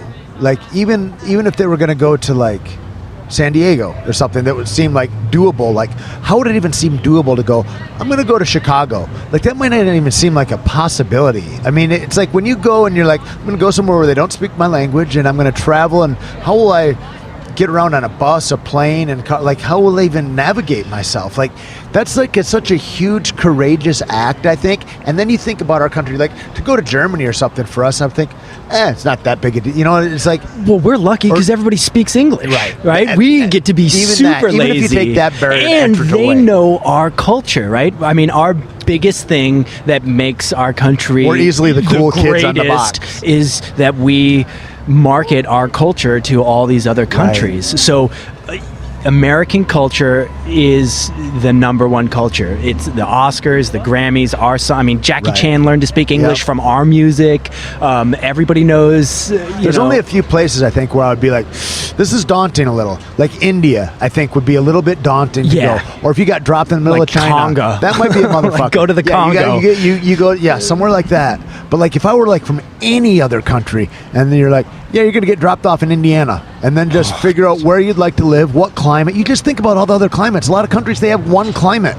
Well, you know what I mean? I was my friend Jason, he has a homestead and he's an engineer, and we were driving, he's from Alaska, and we were driving from New York to Houston, and we took the whole coast. And we were driving across from New Orleans to Houston, and they have that bayou with that crazy highway that goes over it. With dinosaurs inside there. Yeah, and we're it's just a swamp, and we sat there like, well, we could survive in Alaska, but if you drop me off in this swamp, I would die. So Right. I don't know what is out there.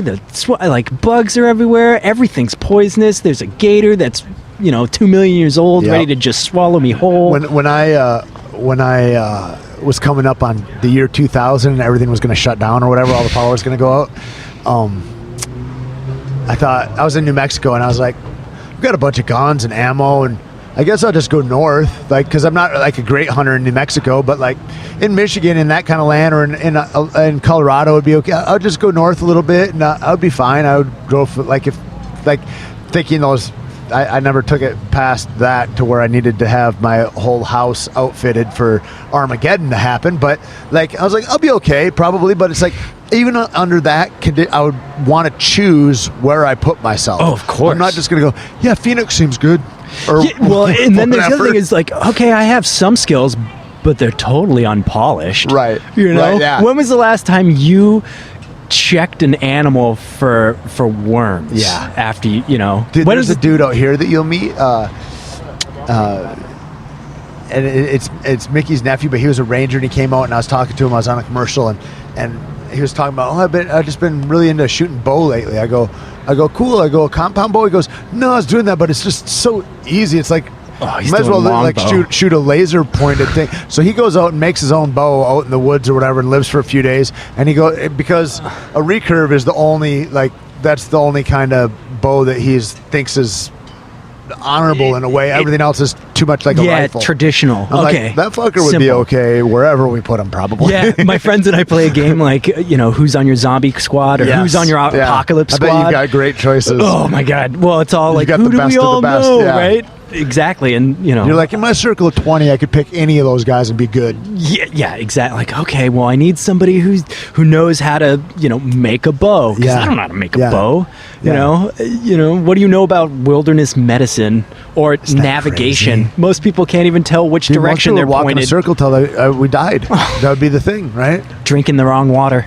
I know, that's the thing. There's guys and there's a craving for that. The guys do those adventure races and stuff, where they go they pick a partner and they go, okay, you and me, we're gonna be gone for 4 days, so you can plot. That's the only thing that you know is the time and then kind of the general terrain, but that terrain's going to vary 50 or 60 degrees a day between nighttime and daytime in temperature, and elevation will be changed and all that stuff, and now figure it out. I love it. I think.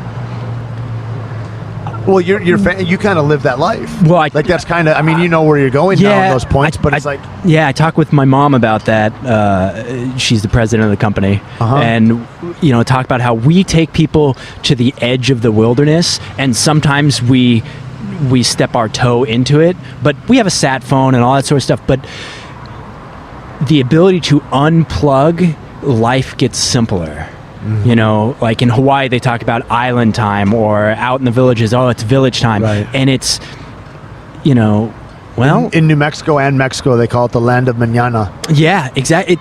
Well, right now the weather isn't conducive to go look for polar bears, so we're waiting. The helicopter can't come. Right. Well, right now is a good time to catch fish, so no matter what's going on, we need to stop it and go collect fish. And it makes life really simple. Hey, we need water. Yeah. Our structure has a hole in it and we need to repair it. So things become much simpler. There's that thing I picked up in a stick fight, and a guy said afterwards, we were talking about what it was like, and he says, yeah, you got to ask yourself what self it is you're defending. What self am I taking care of right now?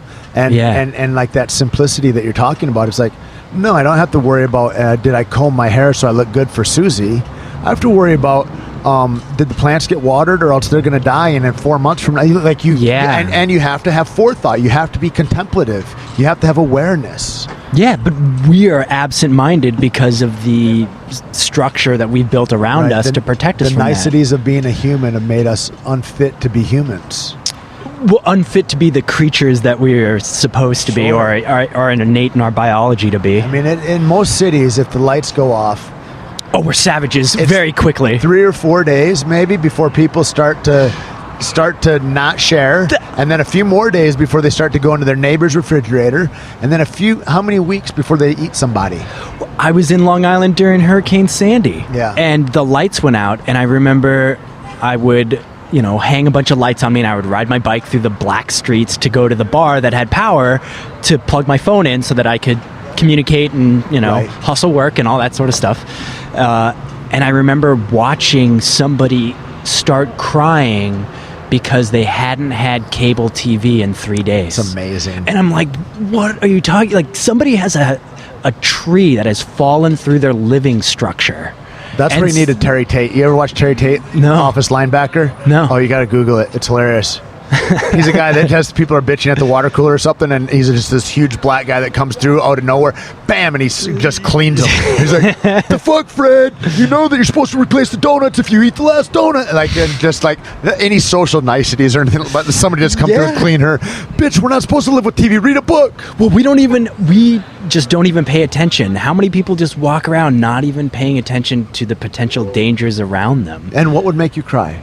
What would make me cry? You know what I mean? I mean, you think of the things like, so lack of a television show makes her cry. Like, what the ability to be able to take care of myself so I could help my mom live, or like the ability, like, you know what I mean? You think about the things like instead, like the most self-obsessed thing. My entertainment for half-hour sitcoms is gone. Like, we feel like, wow. Yeah, my imagination crutch of a box that does my imagining for me. That's the most I don't have it. I don't know if it's true or not, but I heard there was an interview with Steve Jobs, and he was talking about with the advent of the iPad and saying. Somebody was saying, "Oh, your kid's like 14 or whatever. They must be awesome at it." And he goes, "They've never seen it." And they go, "Why wouldn't they have seen it? What do you mean?"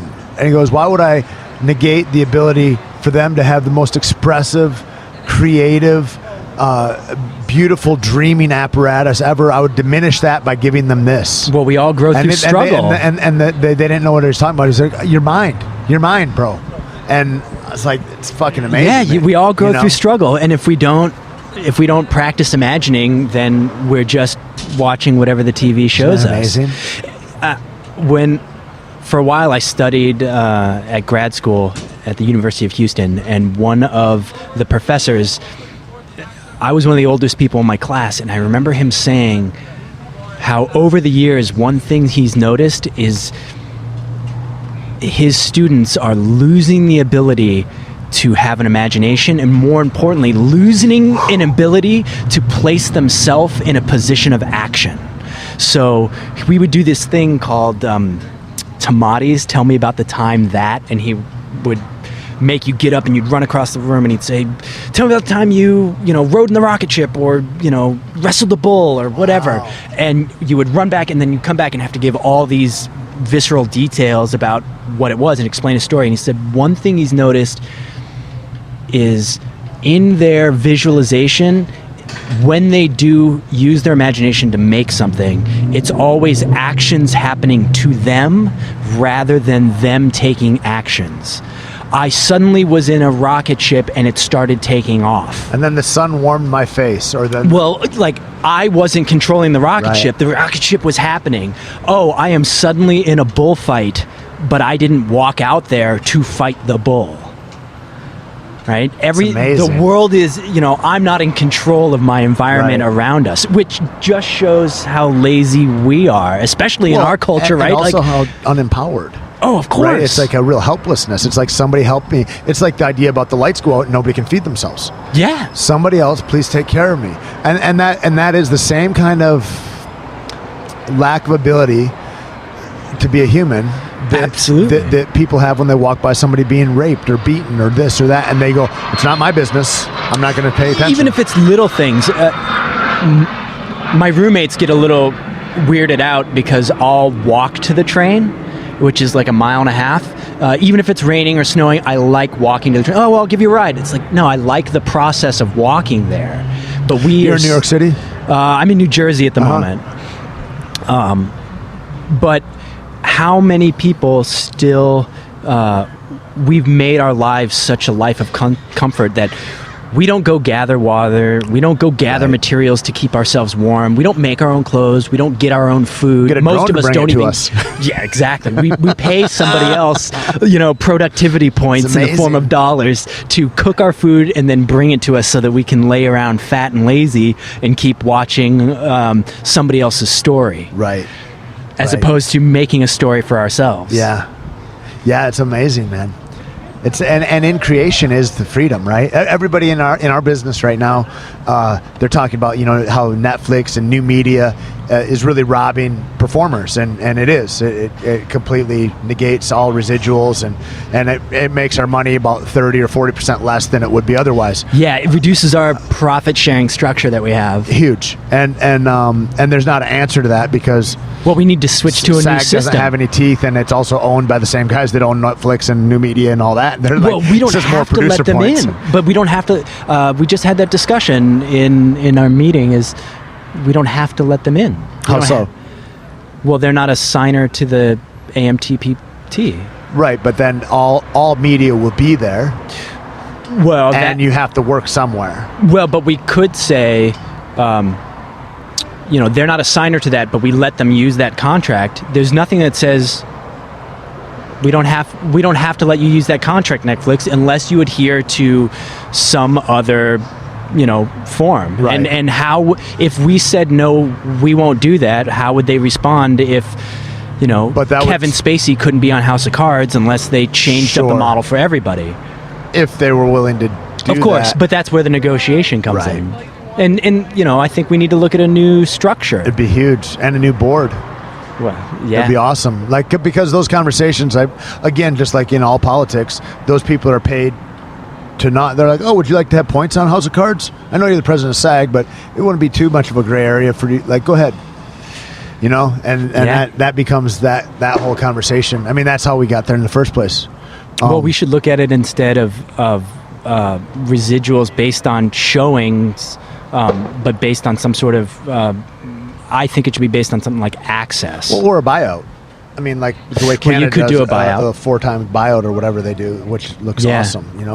Well, I mean, as long as you keep working.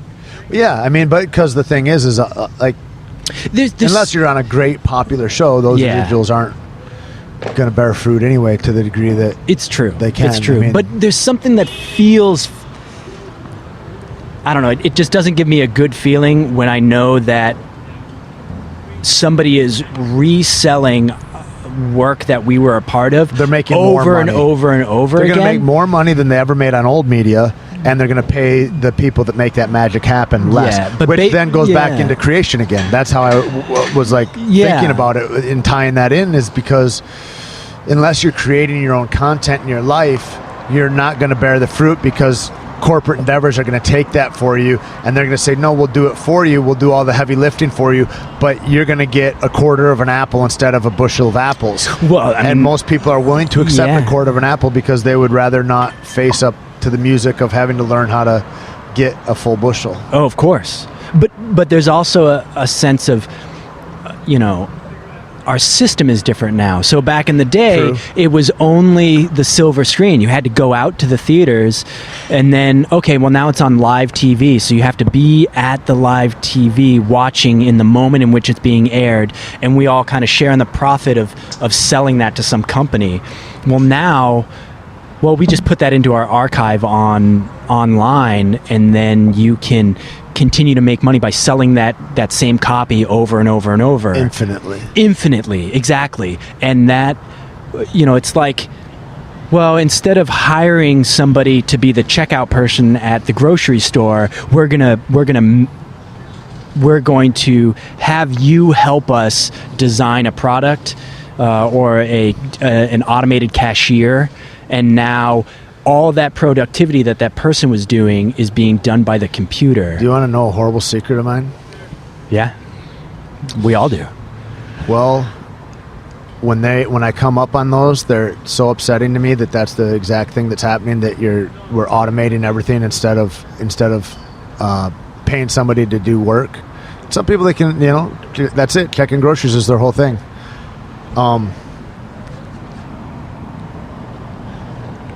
I always steal as much as I can from that grocery store if they don't have any tellers there, and I'll try to do a full-on robbery of groceries, and then I'll buy a pack of gum or something for 25 cents and leave with 16 bags of groceries.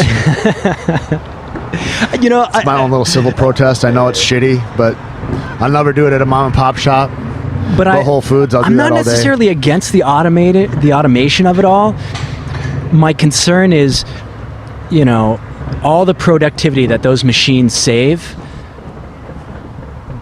we as regular, normal people walking around share in none of that excess free time. Right. And so it's not... Well, Fruit Loops cost the same, regardless Fruit if the Loops cashier checks it out or if it's a... Or if it's that. So, but what's the deal with CDs, right? Compact discs.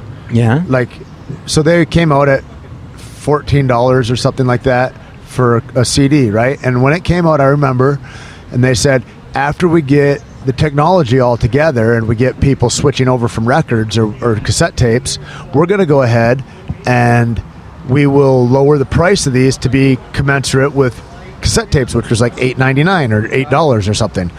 And then the price never dropped. It's like after you have your barrier to entry, which is people's amenability to buying the goods, and with a promise that it'll be cheaper later, that never has to happen. They go, oh, they're buying all the goods. Cool, we'll just keep it at this price. They're still buying Well, that's like tolls, right? I think tolls are just dumb. Dude, just They're now the in Mexico, stupidest thing. They fucking, the regular people, my mom, my sister with some signs, went out there. There's a guy with a shotgun and he's got a mask on. He's the guy that normally takes the toll. He's kicked out of his booth. These old ladies and shit are sitting at the toll in defiance of the toll booth, and they just open up all the tolls for everybody. And the guy is there. He's like, I'm paid anyway. Fuck it. I'm not going to argue with these people. And he sits off to the side, and that's in Mexico. And I'm like, this is awesome. And they protested because it was a public road, then it became a private road, and when it became a private road, they all had to start paying this exorbitant amount. Well, I mean, they go, nope, not today, motherfucker. I spend a lot of time in New England, and there's tolls everywhere. It is the land of tolls, and I always ask, I'm just like, well, this is ridiculous. Why are there these tolls? It's supposed to pay for the bridge, and then once the bridge is paid for, that toll should be gone. And they all say the same thing. Oh, well, it's for maintenance. I was like, that's what taxes are for. Right. So, you know what's worse than that? There's a road called Cerrillos Road in Santa Fe, New Mexico. And Cerrillos Road is like a main artery. It is a thoroughfare. All the shops, everything on it. There's like, it's wall-to-wall strip malls. It's just, everybody's got their little business on there. And it is ripped up every year. Every year it's torn up. It's a 6-lane road, and it's like 35 miles an hour, give you the idea of it. And they tear it all up. And so that fucks up anybody that has a business on that road. You're fucking their rent up. Their rent doesn't go down, but you're fucking up the influx of traffic into their business, and their revenue goes down for sure. They're always in some part of that road, which is probably a 8-mile length or something like that. They're always under construction. The reason they're always under construction is because it's a federal road. It's Route 66. They get federal money for that. Well, the thing with federal money corruption is that if I get $100 in federal money for my road, if I only spend $80 this year, next year I'll only get $80. So to continue getting my full $100, I have to spend every dollar of the $100 and show that I need to spend $100 next year too. And so I just have my cousin Fred have the paving company, and my other guy has the sewage company, and we replace all that shit whether it needs it or not every goddamn year, because we've got $24 million to spend, and we need to spend all 24 every year. Well, that's that generalized corruption spending. For sure. Yeah. And, but we could be spending it. We could say, oh, well, you don't need it this year, fine. But then you can apply for more next year and just look at it. We just don't have a system for that. But, well, exactly. Well, my constituents, really want this money. Where are you going to run? Where am I going to run? Yeah. I have no way. I couldn't do it. I would be kicked out so quick. They'd find some dirty secret. There was a guy, he's gone completely crazy now, but his name's David Seaman, and he was trying to run, I think, go to Florida for Congress. And he got into like 6 months deep of it. And his story was that it was so prohibitive cost-wise to go in. He's like, you need a team of lawyers just to do the paperwork for you, because there's no way you're going to understand the paperwork. So if you're going to be going in free, like you really want to go in with zero corporate money, you can't do it. It's too cost prohibitive to not have Nestle or OPEC, somebody on your side to pay off all your, because you can't really run as a general citizen. Well, I mean, you need to be, impeccable. That's what was so great about Bernie Sanders and why it's such a shame that the DNC wasn't listening. They really robbed everybody, didn't they? It was so bad. But God knows it probably wouldn't be any better. He's probably a lizard person too, but good God. But, he had one thing going over everybody, which is his perception of being incorruptible. Right. And as much as anybody, he's got 3 houses. Sure, whatever. Okay, but He's not got rich. 3 houses that That's are not- like $200,000-$300,000. Also, that's not rich. That is, I mean, that's like by comparison to all the with what rest of they're- people. yeah. And look at his salary. It's not unheard. His basic salary is enough to buy 3 houses. Right. It's not like he's living beyond his means. And we pay these fucking congressmen for their life. That's a life salary that they get. That's Yeah. ridiculous. And also, can we stop hiring people for fucking president that are 70 years old? How about we put a cap of like 62 or something? Senility is Can real, we find folks. somebody we who's don't need that. not a lawyer? Oh God, not for Congress. We can't. 92% I mean, or something of Congress are lawyers. What I is think. the? Oh yeah, but what? They're paid to argue. They're not paid to solve things. They're paid to argue. So no wonder nothing gets done. Well, they're paid to mince out the precise words, and then if I don't want to answer, Right. then we will talk about non sequiturs, or we'll talk about something crazy. in a vague sense. Such a wild deal. We live in a wild world. That's why I say just smile. Fuck it. Get where you are now. If you want to smoke dope, you should do that. I understand life's hard. You got to drink a bottle of whiskey. Do that. Just don't drive anywhere. Whatever, man. Like, it seems like this whole thing is a crazy, crazy show. It's really, really odd. And we've got the best shit. America's got maybe the best system. Like, one of them anyway. Maybe some Scandinavian countries. Iceland, I heard, is pretty good. It's amazing. Well, you were out there. Did you see the Gary Trudeau thing? Which one? Gary Trudeau, or not Gary Trudeau? That's the comic strip guy. Justin Trudeau, the Prime Minister of Canada, come down and meet Trump. Oh, I did. And they had a handshake struggle. It was hilarious. And then everybody's talking about this handshake, and I saw him do it and all that and whatever. And it's like because apparently he's like pulls shoulders out of place. Basically, Trump's really like fucking aggressive. Yeah, he's with his got handshake. aggressive I with don't his know. handshake. And Gary Trudeau was having none of that. He posts up on his shoulder and one shakes his hand. Like, it was funny. But then there's another one where he looks at it and he's looking at it like a dickhead, like as if I would shake your hand. But that's like a freeze frame that they catch, right? And I'm like, this fucking news, man. That's not what that was. It's How a many normal times have you- handshake. And how many times did they freeze frame to get that specific? Oh, look at the look on his face now. Yeah, And then they got exactly. another one of Ivanka looking like she wants to fuck him. And I Oh was yeah, like, at the board meeting. There's fucking What? news on all sides. I mean, she's very smart, but what was she doing at that board meeting? I know. Well, she's in charge of shit now. He tried to appoint But all that's his so kids to all those. crazy. Yeah. I mean, imagine. I mean, I think I heard this on another podcast. Probably Joe What about her Rogan's stuff podcast. with Nordstrom's? Well, exactly. But somebody said it, and they were like, "If you Using maybe it was the Bill presidency Burr to sell your fucking clothing line." sure. Jesus Christ, guys. for sure." But bringing in your family members is like, I think Bill Burr said it. He's like, "Oh yeah, you bring a plumber over to your house, and his wife shows up and it's like, well, I really think that maybe right. you should put the sink over here." And it's Right. like, you're not a plumber. Right. Like, I hired a plumber. What are you doing? Yeah. Like, this is crazy talk. And also, Well, my cousin seems to agree. he's an architect. We do that in a way, like in America, like you want to have your friends, you want to, like, I get all that, but when the stakes are super high and there's huge consequences and you're a servant, you're not running your own business. You can't come into the White House as if this is my new business is the United States of America, and I'm gonna, like, no, motherfucker. Yeah, You're here to do the will of the people. Isn't that George Carlin joke? Like, oh, you're president, now get me a fucking glass of water. That's hilarious. Yeah, man. Anyway, I got to get going, but where can people find you? I think the only thing I have on social media is my Instagram, which is Stuntman Pete. Awesome. Stuntman Pete, and inundate them with questions about Arctic travel and expeditions, and hopefully you'll see me in a dapper new polar bear vest or something like that soon enough. Yeah. Also, this is a great idea. That knapsack idea you had, I think, is the hugest idea. We were talking about just different dreams about polar bear clothing, and he came up with the idea of having the head on the back of the knapsack that you would open up to go into it, and then claws over the top for the sling for the arms. And even if, like, there's companies that make like Chewbacca and Jabba the Hutt like sweatshirts and hoodies and shit like it. Some of them really, to fucking do that is an awesome fucking idea. You're welcome, people. Thanks for listening. We'll see you next time.